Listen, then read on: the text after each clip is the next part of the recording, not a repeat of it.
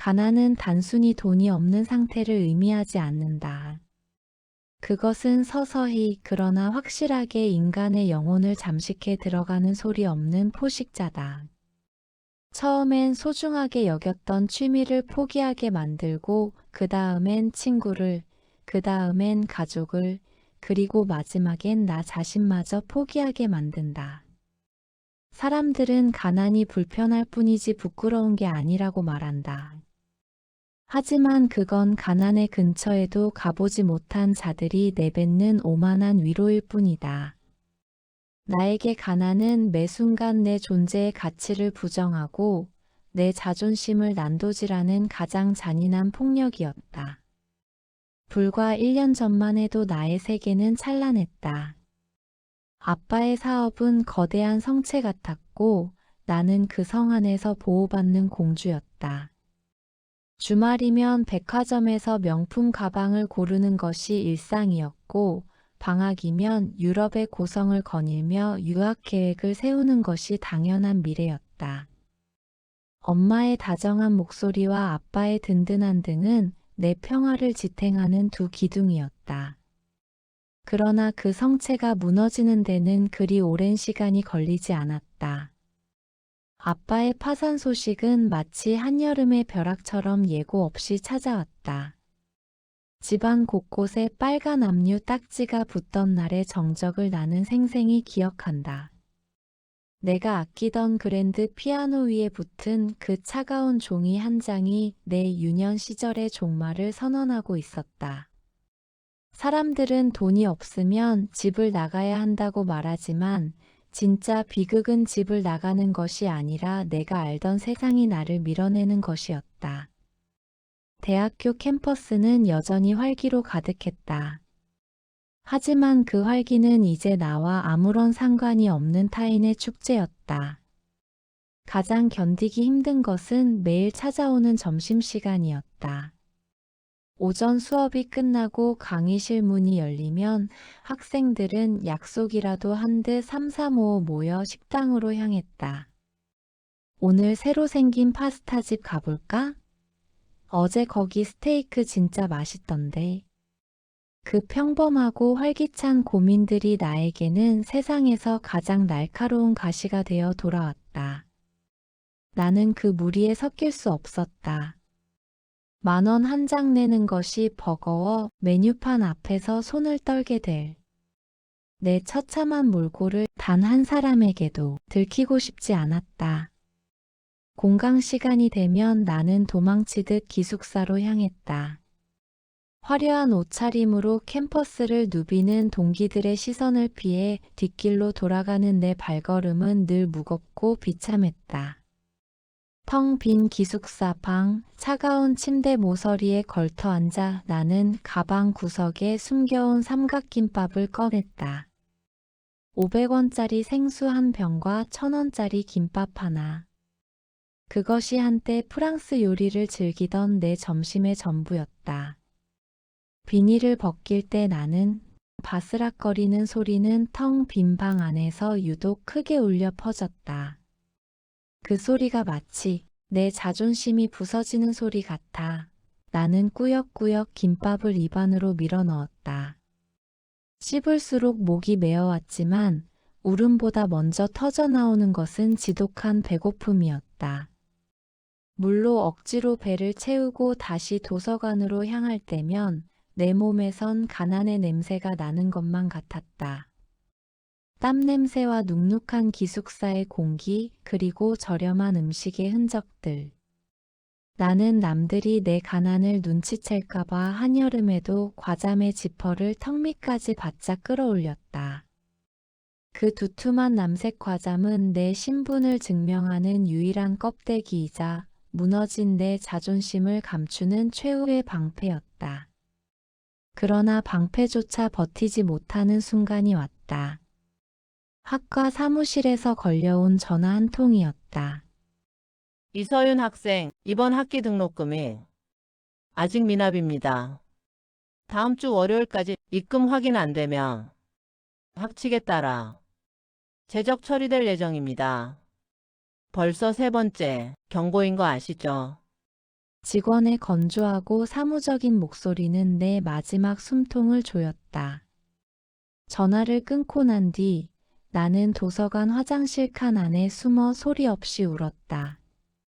명문대생이라는 타이틀, 유학이라는 꿈, 평범한 일상. 그 모든 것들이 단돈 몇백만 원 앞에서 먼지처럼 흩어지고 있었다. 가난은 나에게 선택지를 주지 않았다. 그것은 나를 벼랑 끝으로 몰아세운 뒤 바닥으로 뛰어내리라고 등을 떠밀었다. 그날 밤 나는 강남의 번화가 한복판에 서 있었다. 현란한 네온 사인이 비릿하게 나를 비웃고 있었고 고가의 수입차들이 매끄러운 엔진 소리를 내며 내 곁을 스쳐 지나갔다. 저 화려한 빌딩 숲 어딘가에 내 몸 하나 뉘일 공간이 없다는 사실이 힘들었고 당장 다음 학기 등록금을 내지 못할 수 있다는 현실이 나를 절망의 끝으로 밀어넣었다. 나는 결국 과잠을 가방 안 깊숙이 쑤셔 넣었다. 더 이상 대학생 이서윤으로 살 수 없는 시간이 온 것이다. 화장실 거울 앞에서 나는 익숙하지 않은 진한 화장을 시작했다. 아이라인을 길게 빼고 붉은 립스틱을 입술 가득 채웠다. 거울 속에 비친 여자는 내가 아는 서윤이 아니었다. 초점 없는 눈동자 위로 인위적인 광택이 덧씌워졌고 억지로 끌어올린 입꼬리는 기괴한 가면 같았다. 몸의 곡선을 노골적으로 드러내는 짧은 블랙 드레스를 입었을 때 나는 비로소 내가 다른 세계의 문턱을 넘었음을 실감했다. 지아, 2조 준비해. 손님들 들어오신다. 마담의 괄괄한 목소리가 복도를 울렸다. 이제 나를 부르는 이름은 서윤이 아니라 지아였다. 화려한 샹들리에가 눈부시게 빛나는 룸 안으로 들어서는 순간 수많은 남자의 시선이 짐승처럼 내 몸을 훑고 지나갔다. 나는 고개를 숙인 채 일렬로 선 여자들 틈에 섞였다. 내 왼쪽 가슴 위 심장이 뛰는 곳에 달린 4번이라는 번호표. 그것이 내게 부여된 새로운 가치이자 신분증이었다. 룸 안의 공기는 담배 연기와 비싼 양주 냄새로 탁했다. 누군가의 웃음소리가 터져나올 때마다 나는 내 안에 무언가가 파괴되는 것을 느꼈다. 하지만 나는 웃어야 했다. 그 웃음 한 번에, 그 술잔 한 번에 내 등록금과 기숙사비가 달려 있었으니까. 바로 그때였다. 룸 상석에 앉아 무심하게 위스키 잔 속의 얼음을 흔들던 한 남자가 고개를 들었다. 그는 다른 남자들과 달랐다. 천박한 웃음도 탐욕스러운 시선도 없었다. 그저 무심하고 서늘한 눈빛으로 나를 바라보았다. 그의 손목에서 빛나는 시계와 잘 재단된 수트는 그가 속한 세계가 얼마나 높은 곳인지를 증명하고 있었다. 4번. 제로하지. 분위기가 묘하네. 낮고 중후한 하지만 거부할 수 없는 압도적인 권위가 담긴 목소리. 그 목소리가 내 귓가를 때리는 순간 나는 본능적으로 깨달았다. 이 남자가 내 비루한 현실을 끝내줄 구원자이거나 혹은 나를 더 깊은 지옥으로 끌고 갈 악마라는 것을. 그가 바로 한승우였다. 24살 차이의 나이, 그리고 결코 좁혀질 수 없는 신분의 격차. 그 모든 것을 무시한 채 시작된 우리들의 지독하고 비릿한 계약. 그것이 이 화려한 지옥 월세 아파트의 시작이었다. 한승우 그가 내민 손은 처음에 구원처럼 보였다. 룸 상석에 앉아 무심하게 4번을 외치던 그날 이후 나의 세계는 급격하게 재편되었다. 그는 다른 남자들처럼 나를 거칠게 다루거나 저렴한 농담으로 수치심을 주지 않았다. 오히려 그는 지나치게 정중했고 때로는 부성애마저 느껴질 만큼 다정했다. 하지만 그 다정함이야말로 가장 날카로운 덫이라는 사실을 깨닫는 데는 그리 오랜 시간이 걸리지 않았다. 지아야, 아니 서윤아. 너 같은 애가 이런 곳에 있을 이유가 없잖아. 공부해야지. 양주잔을 흔들며 그가 내뱉은 첫마디는 내 얼어붙은 심장을 녹이기에 충분했다. 나의 본명을 부르는 그의 목소리에는 기묘한 울림이 있었다. 그는 내 학자금 대출 상환일을 물었고 내가 듣는 전공 수업의 난이도를 궁금해했다. 룸살롱이라는 비릿한 공간에서 나누는 지극히 일상적인 대화. 그 기괴한 불균형 속에서 나는 경계심을 내려놓았다. 아니, 내려놓고 싶었는지도 모른다. 누군가에게 의지하고 싶다는 간절함이 이성보다 앞섰던 시기였으니까. 그는 나를 전용으로 삼았다. 내가 출근하는 날이면 어김없이 그가 나타났고 우리는 술잔을 앞에 두고 인생을 논했다. 그는 기러기 아빠로서의 외로움을 토로했고 나는 무너진 가정의 파편들을 고백했다. 어느새 나는 그를 대표님이 아닌 나를 이해해주는 유일한 어른으로 여기기 시작했다. 하지만 현실은 다정함만으로 해결되지 않았다. 밤과 낮의 경계에서 나는 늘 사투를 벌여야 했다. 2025년의 기숙사는 최신식 보안 시스템을 자랑했다. 밤 11시면 카드키 없이는 엘리베이터조차 작동하지 않는 철저한 통제. 새벽까지 이어지는 술자리가 끝나면 나는 갈 곳 없는 미아가 되었다. 강남의 화려한 네온사인 아래서 화장을 지우지도 못한 채 나는 PC방이나 24시간 카페를 전전하며 아침이 오기만을 기다렸다.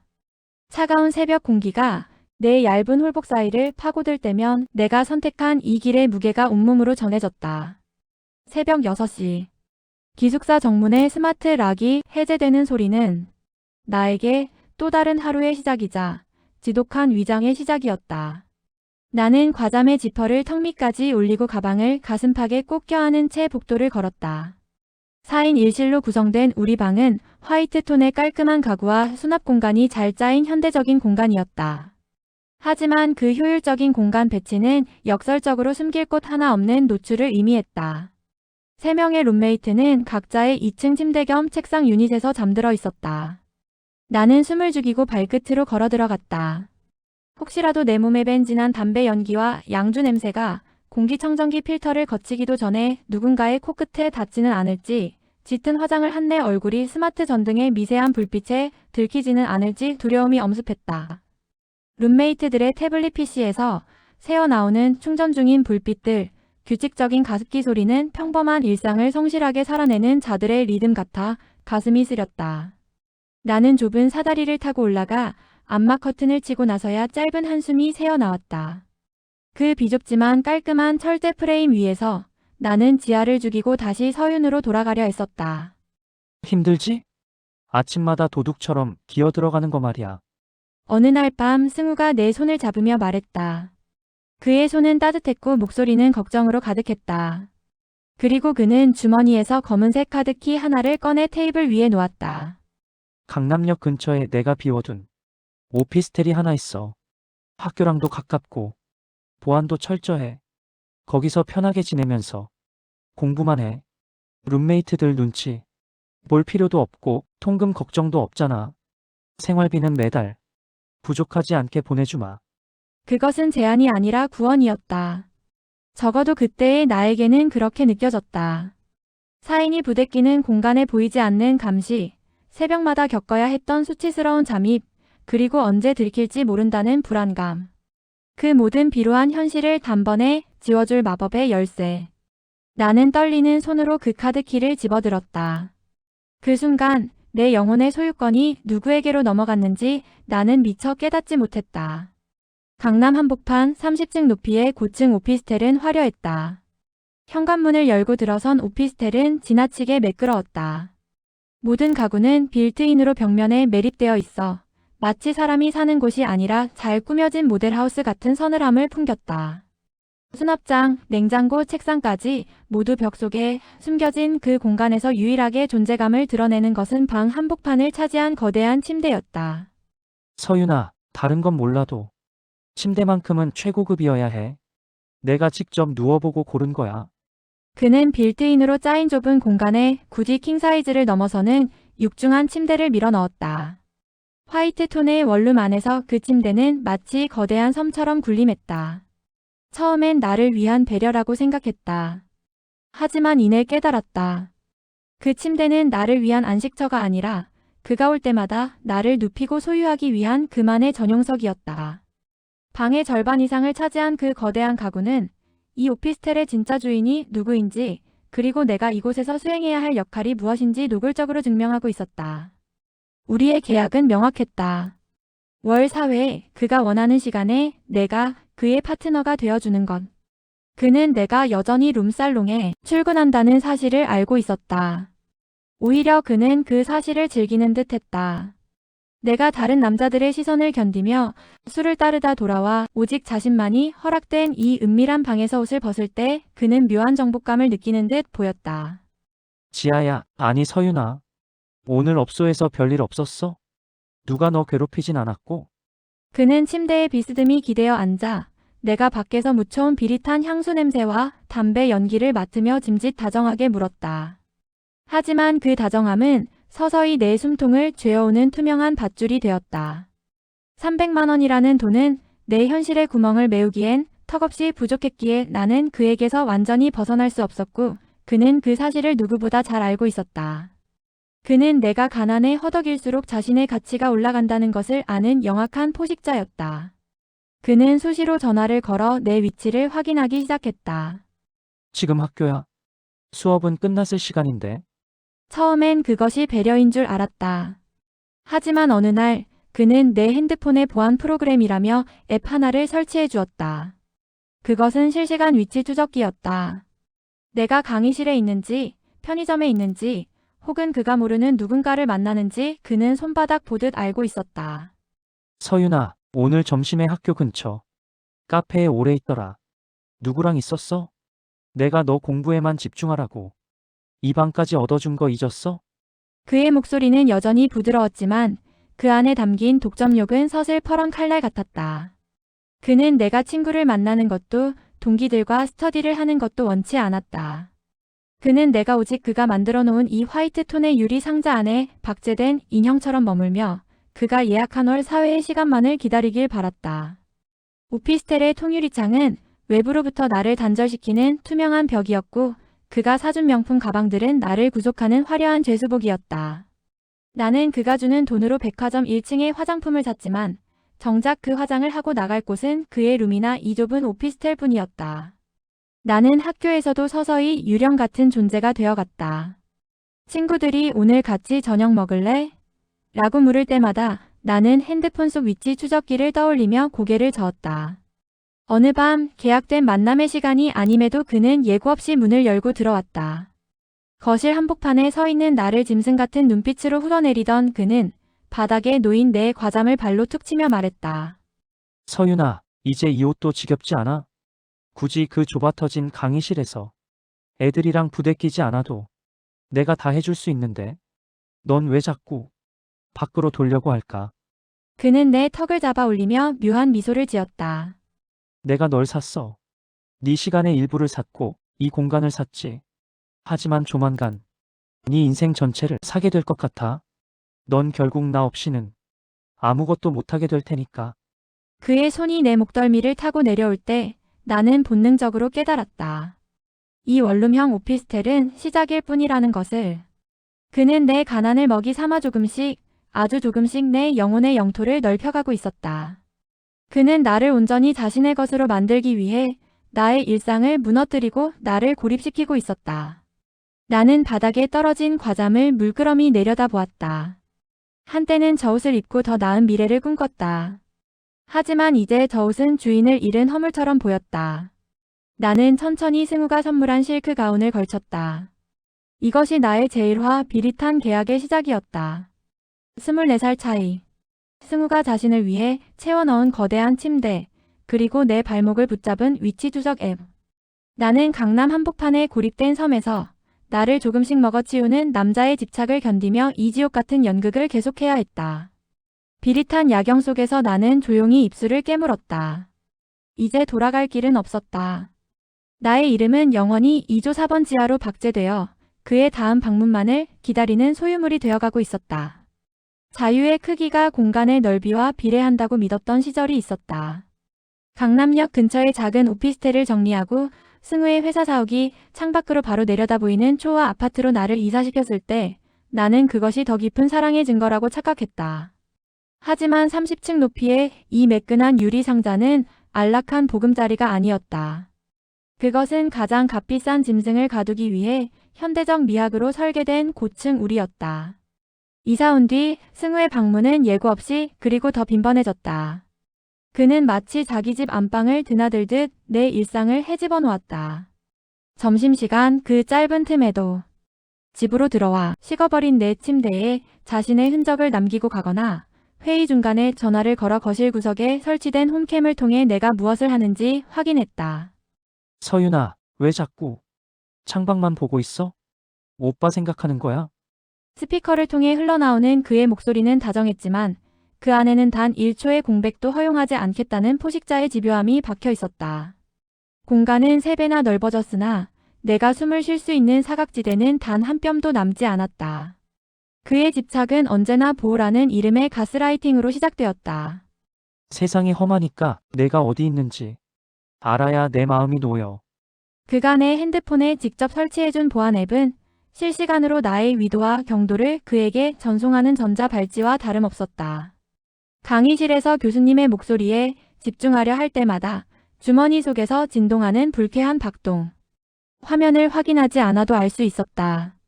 그것은 승우의 확인이었다. 내가 학교 근처 카페에서 동기들과 10분만 더 머물러도 어김없이 연락이 왔다. 서윤아, 카페에 누구랑 있어? 공부하라고. 아파트까지 얻어줬는데. 밖으로 돌면 안 되지. 다정함을 가장한 취조. 나는 이제 도서관에서 책을 빌리는 순간에도 누군가 뒤에서 내 목덜미를 움켜쥐고 있다는 환각에 시달려야 했다. 승우의 손바닥 안에서 내 삶은 0과 1의 숫자로 치환되어 감시당하고 있었다. 기괴하게도 나는 그 통제 속에서 서서히 자포자기의 안락함에 젖어들었다. 승우가 매달 보내주는 생활비는 내가 평생 구경해보지 못한 액수였다. 편의점 삼각김밥으로 끼니를 때우며 학자금 대출이자 때문에 밤잠을 설치던 고단함은 이제 먼 나라 이야기가 되었다. 돈은 독약처럼 서서히 내 영혼을 마비시켰다. 하지만 거울 속에 나는 매일 조금씩 부패하고 있었다. 아파트 드레스룸에 늘어선 수백만 원대의 명품 가방들과 한쪽 구석에 허물처럼 던져진 먼지 쌓인 대학 과잠. 그 대비를 볼 때마다 속에서 역겨움이 치밀어 올랐다. 전공 수업 시간에 윤리와 사회를 논할 때 나는 책상 밑으로 내 비싼 구두를 숨겼다. 몸을 팔아 연명하는 내가, 화려한 감옥에 스스로 걸어 들어간 내가 대체 무슨 자격으로 미래를 꿈꾼단 말인가. 환멸은 깊었으나 가난의 기억은 그보다 더 끔찍했기에 나는 그저 비싼 화장품으로 창백한 얼굴을 덧칠할 뿐이었다. 역설적이게도 나에게 유일한 해방구는 다시 룸살롱이었다. 그 비릿한 담배 연기와 천박한 웃음소리가 가득한 그곳이야말로 내가 승우의 시선에서 완벽히 벗어날 수 있는 유일한 사각지대였다. 룸살롱 대기실에서 2조 4번 지하 라고 불리는 순간 나는 비로소 승우의 박제된 인형에서 벗어나 시장 바닥의 물건으로 돌아갔다. 진상 손님들의 비위를 맞추고 수를 따르는 고단함이 승우의 집착 어린 사랑을 견디는 것보다 100배는 수월했다. 그곳에서의 나는 적어도 감시당하는 전유물은 아니었으니까. 내게 그곳은 타락의 장소가 아니라 승우라는 지옥에서 잠시 숨을 고를 수 있게 해주는 차가운 도피처였다. 비명 대신 웃음을 파는 곳, 그곳이 차라리 나에게는 정직한 지옥이었다. 승우는 종종 나를 자신의 지인 모임에 데려갔다. 그곳에서 나는 비서 혹은 특별한 인연의 대학생 후배라는 기만적인 타이틀로 전시되었다. 중년 남성들의 음탕한 시선과 품평 어린 대화 속에 나는 가장 값비싼 액세서리로 놓여 있었다. 서윤아, 웃어야지. 여기 분들이 다 나한테 소중한 분들이야. 승우는 과시하듯 내 허리를 억세게 감싸 안았다. 모임이 끝나고 승우가 내 가방 속에 50만 원, 100만 원짜리 수표를 팁이라며 찔러 넣을 때 나는 그 돈이 내 자존감을 짓밟은 대가임을 알았다. 그 돈은 내 입을 막는 재갈이었고 동시에 내가 다시는 평범한 삶으로 돌아갈 수 없음을 확인시켜주는 절망의 영수증이었다.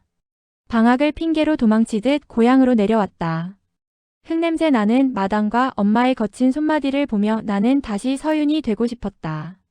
하지만 승우의 그림자는 고향의 골목길까지 뻗어 있었다. 어느 날 밤 결국 우려했던 일이 벌어졌다. 골목 끝 낡은 가로등 불빛 아래 낯선 검은색 세단이 서 있었다. 유리창 너머로 보이는 승우의 무표정한 얼굴. 그 순간 나는 깨달았다. 지구상 어디에도 내가 숨을 곳은 없다는 것을. 부모님께 거짓말을 하고 집을 나설 때의 비참함은 말로 다 할 수 없었다. 내 어린 시절의 추억이 깃든 이 골목길마저 그의 권력 아래 유린당했다. 차 안으로 들어가자 승우는 비릿한 미소를 지으며 나를 맞이했다. 내 말 무시하지 말라고 했지, 서윤아. 널 데리러 여기까지 오게 만들다니. 그는 부모님이 계신 집에서 불과 수십 미터 떨어진 어두운 차 안에서 처절하게 자신의 소유권을 주장했다. 차창 밖으로 보이는 우리 집 대문을 보며 나는 눈물을 삼켰다. 나는 이제 주인을 잃은 허물이 아니라 주인이 어디든 찾아와 낙인을 찍는 노예였다. 서울로 끌려오듯 돌아온 뒤 내 안에 무언가가 완전히 부서졌다. 이제는 도망치려는 의지조차 사치처럼 느껴졌다. 나는 승우가 정해준 식단에 맞춰 밥을 먹고 그가 설치한 카메라 앞에서 인형처럼 웃었다. 그래, 이렇게 살면 그만이지. 배부른 노예가 굶주린 자유인보다 낫지 않나? 스스로를 세뇌하며 나는 조금씩 망가져갔다. 하지만 운명은 자포자기한 나조차 가만두지 않았다. 어느 날 아침 갑작스러운 구역질과 함께 마주한 현실. 화장실 대리석 세면대 위에 놓인 선명하고 잔인하게 그어진 두 줄의 붉은 선. 그것은 승우라는 지옥에서 영원히 벗어날 수 없음을 알리는 최종 판결문이었다. 내 몸 안에서 그의 핏줄이 자라고 있다는 사실이 나를 질식하게 했다. 나는 입을 틀어막고 주저앉았다. 파국은 이미 시작되었고 이제 돌아갈 길은 영원히 끊어졌다. 나는 그저 썩어가는 사과처럼 화려한 아파트라는 상자 안에서 문드러지고 있었다. 화장실 세면대 위, 그 얇고 차가운 플라스틱 막대기에 그어진 붉은 두 줄. 그것은 내게 축복이나 생명의 경위가 아니었다. 그것은 이미 무너져 내린 내 삶의 잔해 위에 박힌 마지막 사형 선고였다. 나는 소리내어 울지도 못했다. 거실 어딘가에서 나를 지켜보고 있을 승우의 눈, 그 서늘한 홈캠의 렌즈가 떠올라 입술만 피가 나도록 깨물 뿐이었다. 죽고 싶다는 생각조차 내게는 사치였다. 이 아이를 지울 용기도 그렇다고 떳떳하게 키워낼 자신도 없었다. 나는 그저 무너진 둑을 바라보며 넛을 잃은 수재민처럼 자포자기의 심정으로 그 잔인한 현실을 받아들였다. 이제 내 삶은 내 것이 아니었다.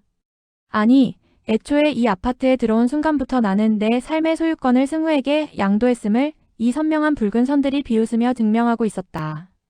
승우에게 임신 사실을 전했을 때 그의 반응은 예상보다 훨씬 담담했다. 아니, 정확히 말하자면 그것은 지독한 무심함이었다.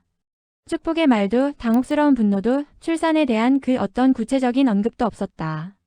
그는 그저 고개를 한번 까닥이더니 평소보다 조금 더 큰 액수의 돈을 입금했다는 알람을 내 핸드폰에 띄웠을 뿐이다. 알았어, 몸조리 잘해. 그 건조한 한 문장이 그가 내민 유일한 배려였다. 나는 그 무거운 침묵이 무서웠다. 정적은 곧 버림받을지도 모른다는 공포로 변해 내 목을 조여왔다. 나는 오히려 그에게 더 비굴하게 매달리기 시작했다. 대표님, 저 너무 무서워요. 저 버리지 마세요. 자존감 따위는 이미 아파트 하수구에 처박은 지 오래였다. 나는 살기 위해 그에게 집착했다. 그가 나를 박제된 인형으로 부리든 액세서리로 여기든 상관없었다. 이 유리 감옥 밖으로 쫓겨나는 것보다 더 큰 공포는 없었으니까. 승우는 내가 학교에 계속 다니는 것을 허락했다. 다만 등하교는 그가 보낸 기사가 철저히 책임졌다. 강의실에서 수업을 듣는 도중에도 갑자기 치밀어 오르는 헛구역질은 나를 시시때때로 무너뜨렸다.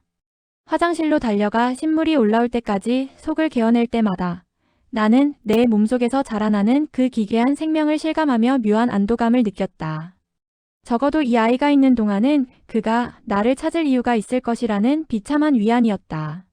힘겨운 입덧으로 기운이 없을 때마다 내가 찾는 것은 오직 승우뿐이었다. 예전에는 그의 연락이 감옥 같아서 핸드폰을 던져버리고 싶었지만 이제는 그가 전화를 하지 않으면 내가 세상에서 지워질 것 같은 공포를 느꼈다. 나는 수시로 그에게 구걸하듯 메시지를 보냈다. 대표님, 뱃속이 자꾸 울렁거려요. 보고 싶어요. 언제 오세요? 저 혼자 있는 게 너무 무서워요. 하지만 집착의 주체가 바뀐 순간 권력의 저울은 더욱 가파르게 기울었다. 이제 승우는 나를 자신의 일상에서 철저히 격리하기 시작했다. 전화를 걸면 낯선 목소리의 비서가 차갑게 전화를 가로챘다. 대표님은 지금 중요한 회의 중이십니다. 해외 출장 일정으로 당분간 연락이 어렵습니다. 벽에 대고 소리를 지르는 기분이었다. 그는 임신이라는 번거로운 변수가 발생하자마자 나를 자신의 깨끗한 세계 밖으로 밀어내고 있었다. 가끔 그가 아파트를 찾을 때도 있었다. 하지만 그에게 임신한 서유는 보호나 배려의 대상이 아니었다. 그는 아이의 상태나 나의 건강에는 추호의 관심도 없었다. 그저 자신의 스트레스를 배설할 도구가 필요할 뿐이었다. 그는 내 뱃속에 자신의 핏줄이 자라고 있다는 사실조차 잊은 듯 오직 자신의 쾌락만을 쫓았다. 나는 그 비참한 행위 속에서도 그를 놓치면 모든 것이 끝날 것 같아 더 비굴하게 그를 안았다. 이용당하는 것만이 나의 유일한 존재 가치였다. 불안을 견디다 못해 예전 룸살롱을 찾았다. 승우의 소식을 들을 수 있는 곳은 결국 그 비릿한 욕망의 거리뿐이었으니까. 며칠 만에 나타난 나를 본 언니는 안쓰러운 눈으로 나를 바라보다가 가슴에 대못을 박는 진실을 뱉어냈다. 서윤아, 너 여기 왜 왔어? 너희 대표님 어제도 우리 가게 왔었어. 너 처음 지명했던 날이랑 똑같은 방에서 너랑 똑같이 생긴 20살짜리 신입에 앉혀놓고 술 마시더라. 너한테 연락 안 받는 거 보니 슬슬 정리 각 잡으시나 봐. 심장이 바닥으로 떨어져 박살이 났다. 내가 임신 사실을 고민하며 잠 못 이루던 밤에도, 내가 입덧으로 변기를 붙잡고 신음하던 시간에도 그는 내가 처음 그를 유혹했던 그 장소에서 또 다른 액세서리를 고르고 있었던 것이다. 그는 나라는 물건에 실증이 났고 임신이라는 흠집이 생긴 상품을 폐기할 준비를 마친 상태였다. 그날 밤 나는 마지막 자존심을 버리고 그에게 장문의 문자를 남겼다. 우리가 보낸 시간들, 내 몸 안에서 자라나는 아이의 존재, 그리고 앞으로의 관계에 대한 처절한 절규였다. 하지만 며칠이 지나도록 답장은 없었다. 오히려 그는 비서에게 사무적인 지시를 내리고 있었다. 그 아파트 이번 달까지만 관리해. 서윤이한테는 적당히 정산해서 보내고 말 나오지 않게 깔끔하게 처리해. 그에게 나는 사랑도 사람도 아닌 처리해야 할 비용 그 이상도 이하도 아니었다. 며칠 후 마침내 도착한 그의 답장은 짧고 명확했다. 마치 거래 명세서처럼 건조했다. 바빠서 확인이 늦었네. 정리하자. 이번 달까지는 아파트에 얼마든지 있어도 되니 편하게 짐 정리해. 수술비랑 당분간 지낼 원룸 오피스텔 보증금은 넉넉히 넣었어. 내 나이에 이 정도면 꽤 괜찮은 정산이야. 유효기간이 끝났다. 뱃속의 아이는 내게 영원한 족쇄였으나 그에게는 고려할 가치조차 없는 먼지였다. 나는 그가 던져준 정산금으로 강남의 좁은 원룸을 구해야 했다. 그리고 현실을 해결하기 위해 다시 그 천박하고 비릿한 룸살롱으로 돌아가야만 하는 완전한 술집 여자가 되었다. 화려한 30층의 야경은 처음부터 내 것이 아니었다. 나는 다시 밑바닥으로 내려가 누군가와 또 다른 유효기간을 채우기 위해 화장을 고친다. 월세 아파트의 유효기간은 그렇게 피도 눈물도 없는 숫자로 정산되며 끝이 났다. 비가 올 것 같은 날씨였다. 습기를 머금은 바람이 30층 아파트의 통유리창을 기분 나쁘게 두드리고 있었다. 짐을 정리하는 데는 1시간도 채 걸리지 않았다. 내 인생의 전부를 걸었다고 생각했던 이 화려한 성에서 정작 내 이름으로 온전하게 남은 것은 캐리어 2개 분량의 옷가지와 구두들 뿐이었다. 서재에 꽂혀있던 전공 서적들은 먼지가 쌓인 채 그대로 버려두었다. 이제 그 책들은 내게 아무런 미래도 약속해주지 못할 종이 뭉치에 불과했으니까. 옷장에 걸린 수백만 원짜리 코트들을 꺼내며 나는 그것들이 내게 채워졌던 화려한 수갑이었음을 비로소 깨달았다. 걸음을 옮길 때마다 대리석 바닥에 울리는 구두굽 소리가 마치 이별을 재촉하는 채찍 소리처럼 들렸다. 거실 한복판에 서서 마지막으로 서울의 전경을 내려다보았다. 한때 저 불빛들이 모두 나를 축복하는 줄 알았다. 승우의 품에 안겨 저 야경을 내려다보며 나는 내가 이 도시의 주인공이 된 줄 알았다. 하지만 그 환상은 유효기간이 정해진 월세 계약서와 함께 타버린 재가 되어 흩어지고 있었다. 현관문을 닫고 나서는 순간 뒤에서 들려온 띠리릭 하는 도어락 소리는 세상에서 가장 잔인한 마침표였다. 이제 이 문은 다시는 나를 위해 열리지 않을 것이다. 나는 그렇게 내가 가진 모든 가짜 행복을 반납하고 다시 지상으로 내려가는 엘리베이터에 몸을 실었다. 숫자가 작아질수록 내 심장도 조금씩 쪼그라들고 있었다. 강남역 이면 도로 수많은 직장인과 대학생들이 밤낮 없이 뒤엉키는 그 복잡한 골목 안쪽에 나의 새로운 거처가 있었다. 승우가 비서를 통해 구해주었다는 8평 남짓한 원룸 오피스텔. 문을 열고 들어서자마자 느껴지는 공기는 차가웠고 좁았다. 아파트의 드레스룸 하나보다 작은 이 사각형의 공간이 이제 내가 숨쉬고 먹고 잠들어야 할 세계의 전부였다. 현관의 명품 로고가 선명한 가방과 캐리어를 던져두고 침대 끝에 걸터 앉았다. 빌트인 가구들은 깔끔하게 정리되어 있었지만 그 무미건조한 화이트 톤의 가구들이 마치 나를 취조하는 형사처럼 느껴졌다. 자, 이제 너의 진짜 수준으로 돌아온 소감이 어때? 라고 묻는 것만 같았다. 창문을 열자 바로 앞 건물 벽면이 손에 잡힐 듯 가깝게 다가왔고 하루 종일 웅웅거리는 실외기 소음이 고막을 긁어댔다. 아파트에서는 단 한 번도 느껴보지 못한 생생한 생활의 소음이었다. 그곳의 정적은 자본이 만들어준 평화였지만 이곳의 소음은 내가 생존을 위해 발버둥 쳐야 할 전쟁터임을 알리는 신호탄이었다. 나는 좁은 방 한가운데서 내가 얼마나 철저하게 정산되었는지, 그리고 내가 누리던 그 모든 것이 얼마나 모래성 같았는지를 뼈저리게 실감하며 무너져 내렸다. 며칠 뒤 나는 승우가 예약해준 산부인과를 찾았다.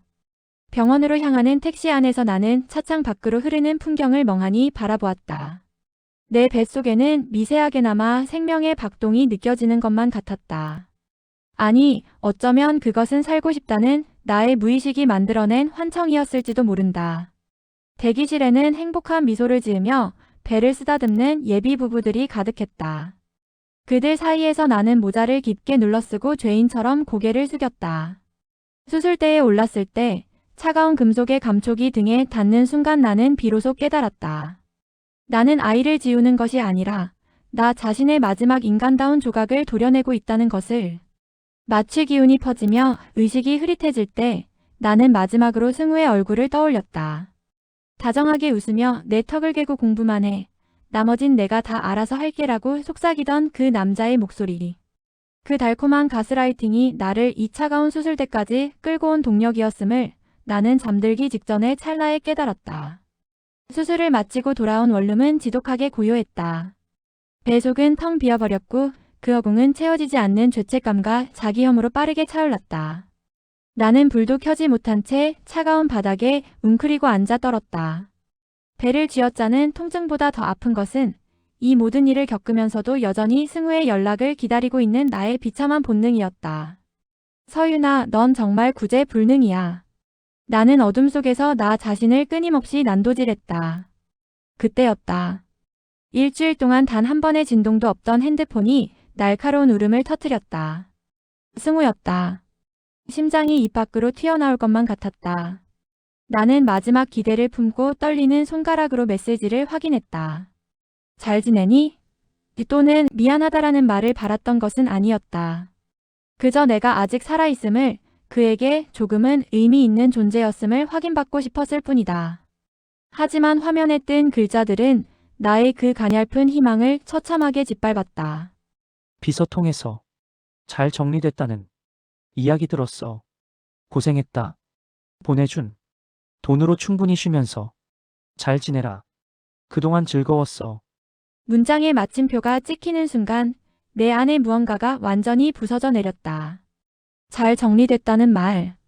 그는 수술대에 오른 나의 아니가 아니라 자신의 인생에 남을 뻔한 오점이 얼마나 깔끔하게 소거되었는지를 확인한 것이었다.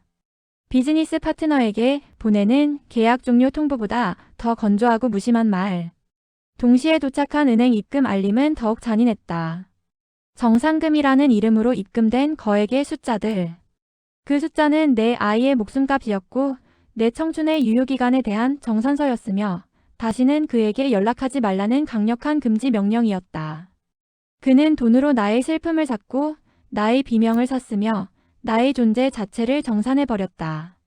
나는 핸드폰을 바닥으로 던져버리고 실성한 듯 웃음을 터뜨렸다. 눈물조차 나오지 않는 지독한 허무가 나를 덮쳤다. 밤은 깊었고 원룸의 창밖으로는 화려한 강남의 네온사인이 번져 들어왔다. 나는 비틀거리며 일어나 거울 앞에 앉았다. 거울 속에는 며칠 사이에 10년은 늙어버린 듯한 초점 없는 눈동자의 여자가 서 있었다.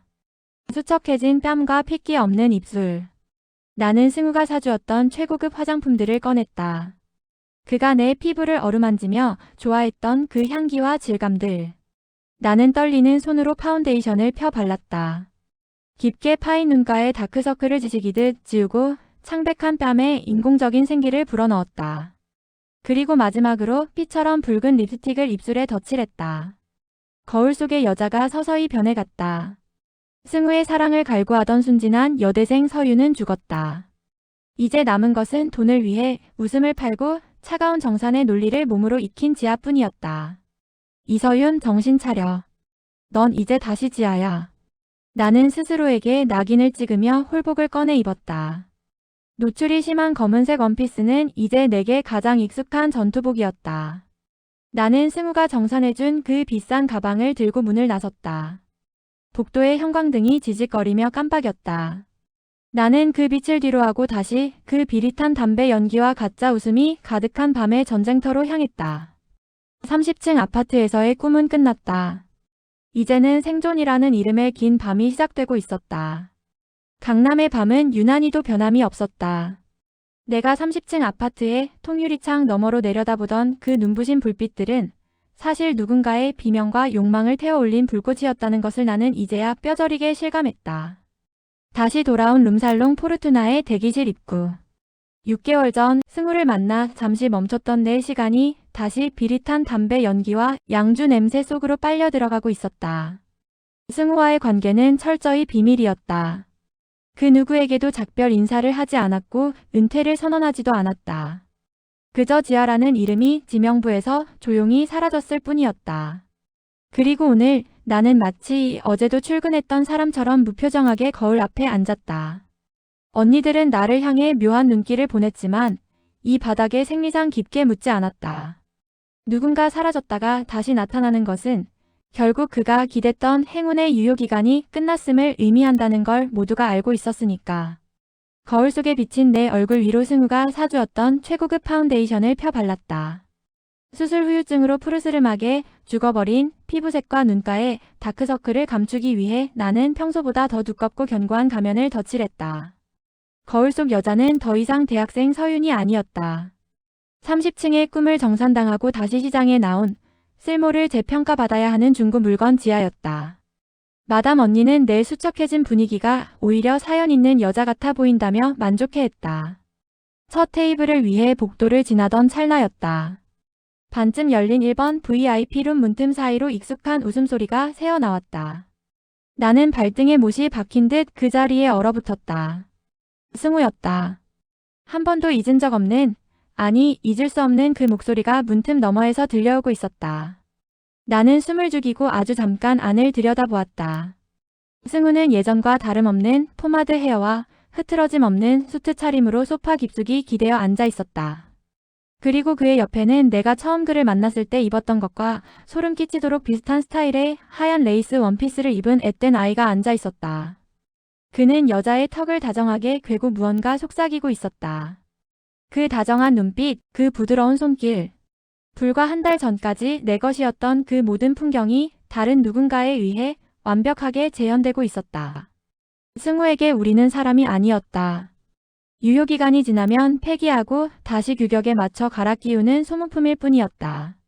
가슴 안쪽이 텅 빈 것처럼 시려왔지만 나는 울 수 없었다. 여기서 울면 내 가면이 녹아내릴 테니까. 속이 뒤틀리는 것을 느끼며 화장실로 향했다. 변기 칸에 들어가 문을 잠그고 거친 숨을 몰아쉴 때 세면대 쪽에서 젊은 여자애들의 목소리가 들려왔다. 아까 1번 방에서 승우 옆에 앉아있던 그 하얀 원피스의 주인공이었다. 야, 이번 손님 진짜 대박이야. 매너도 너무 좋고 나한테 공부만 하래. 자기가 다 알아서 해준다고. 아이는 들뜬 목소리로 친구에게 자랑을 늘어놓고 있었다. 아파트도 알아봐준대. 진짜 로또 맞은 것 같아. 친구의 부러움 섞인 맞장구가 이어졌다. 그 천진난만한 목소리가 내 고막을 찢는 것 같았다. 저 여자는 자신이 지금 잡고 있는 것이 튼튼한 동아줄이라 믿고 있겠지. 그것이 사실은 목을 조이는 화려한 쇠사슬인 줄도 모른 채. 나는 문 뒤에 숨어 입술을 피가 나도록 깨물었다. 나가서 말해주고 싶었다. 도망쳐. 그 남자가 말하는 공부와 아파트는 내 영혼을 가져가는 대가야라고. 하지만 나는 끝내 입을 열지 못했다. 나조차 그 지옥에서 정산당하고 돌아온 패배자일 뿐이었으니까. 여자의 웃음소리가 화장실을 빠져나갈 때까지 나는 숨을 죽인 채 그 자리에 주저앉아 있었다. 그날 밤 나는 지명을 받는 족종네 앞에 놓인 술을 거절하지 않았다. 아니, 오히려 내가 먼저 잔을 채웠다. 수술 후라 술을 마시면 안 된다는 경고 따위는 중요하지 않았다. 머릿속에 맴도는 승우의 웃음소리와 화장실에서 들은 어린 여자의 목소리를 지우기 위해 독한 양주를 목구멍으로 쏟아부었다. 정신이 아득해질수록 고통은 희미해졌다. 손님들은 술 잘 마시고 화끈하게 잘 논다며 팁을 건넸지만 나는 그 돈조차 쳐다보지 않았다. 그저 이 밤이 영원히 끝나지 않기를, 내일 아침에 차가운 햇살을 마주하지 않기를 바랄 뿐이었다. 그날 밤의 끝은 기억나지 않았다. 어떻게 원룸으로 돌아왔는지, 누가 나를 부축했는지조차 흐릿한 채 나는 암흑 속으로 침잠했다. 눈을 떴을 때는 이미 정오를 훌쩍 넘긴 시간이었다. 좁은 원룸의 창문 새로 스며든 햇살이 칼날처럼 눈을 찔렀다. 머리는 깨질 듯이 아팠고 온몸은 두들겨 맞은 듯 무거웠다. 어젯밤의 조각난 기억들이 숙취와 함께 몰려왔다. 1번 방 문틈 사이로 보이던 승우, 하얀 원피스의 아이, 그리고 화장실에서의 대화. 나는 천장을 멍하니 바라보며 어제의 상황을 하나하나 복기했다. 승우는 여전히 견고한 낙원에 살고 있고 나는 그 낙원에서 정산된 채 이곳 8평의 원룸에 처박혀 있었다. 그와 나의 관계는 시작부터 끝까지 오직 그의 필요에 의해 설계되었음을 나는 이제야 선명하게 이해했다. 그는 나를 사랑한 것이 아니라 나의 청춘을 소비하고 있었을 뿐이었다. 나는 곁에 놓인 핸드폰을 확인했다. 승우에게서는 당연히 아무런 연락이 없었다. 어제 그 가게에서 나를 봤을지도 모르지만 그는 모른 척했을 것이다. 유효기간이 지난 물건은 그의 관심 밖이니까. 나는 거칠게 일어났다. 입안에서 쓴맛이 감돌았다. 나는 편의점에서 산 담배 한 갑을 뜯었다. 한 번도 피워본 적 없었지만 지금 이 순간만큼은 무엇이라도 붙잡고 싶었다. 떨리는 손으로 불을 붙여 연기를 깊게 들이마셨다. 콜록콜록. 숨이 막히는 매캐한 연기가 폐부를 찌르자 지독한 기침이 터져나왔다. 눈물이 핑 돌았다. 인생의 첫 담배는 내가 꿈꿨던 서울의 산만큼이나 쓰고 비릿했다. 하지만 연기를 뱉어내자 기묘한 해방감이 찾아왔다. 그래, 이게 바로 내가 서 있는 밑바닥의 맛이었다. 나는 담배를 비벼 끄고 책상 위에 놓인 노트북을 폈다. 그리고 대학교 휴학 신청 페이지를 열었다. 승우가 넉넉히 넣어준 그 정상금은 역설적이게도 내가 다시 시작할 수 있는 미천이 되었다. 나는 복학 신청 버튼을 눌렀다. 비록 밤에는 지하로 살며 웃음을 팔아야 하겠지만 낮에는 이서윤으로 살며 내 미래를 직접 읽어나가기로 결심했다. 승우가 사주는 미래가 아니라 내가 내 피와 눈물로 결제하는 진짜 미래 말이다. 나는 수술로 부은 몸을 이끌고 화장대를 정리했다. 승우가 사주었던 고가의 화장품 몇 개를 쓰레기통에 던져 넣었다. 대신 구석에 박혀있던 낡은 전공 서적들을 꺼내 책상 위에 올렸다. 월세 아파트의 유효기간은 끝났다. 승우라는 환상의 유효기간도 끝났다. 이제 나에게 남은 것은 8평의 좁은 원룸과 밤마다 입어야 하는 화려한 홀복 그리고 낮 시간의 치열한 전공 수업뿐이다. 나는 다시 가면을 쓰기 위해 거울 앞에 앉았다. 하지만 이번에는 달랐다. 거울 속의 나는 더 이상 누군가에게 선택받기를 기다리는 인형이 아니었다. 이서윤, 죽지 마. 넌 너로 살아야 해. 나는 립스틱을 챙겨 가방에 넣었다. 밤이 오고 있었다. 나는 다시 지옥 같은 포르투나로 향하기 위해 문을 나섰다. 하지만 이번에는 발걸음이 무겁지만은 않았다. 나는 이제 알고 있었다. 내 삶의 유효기간을 결정하는 것은 더 이상 승우의 입금 알림이 아니라 내 스스로 내디딘 이 발걸음이라는 사실을. 그래서 나는 오늘을 또 살아간다.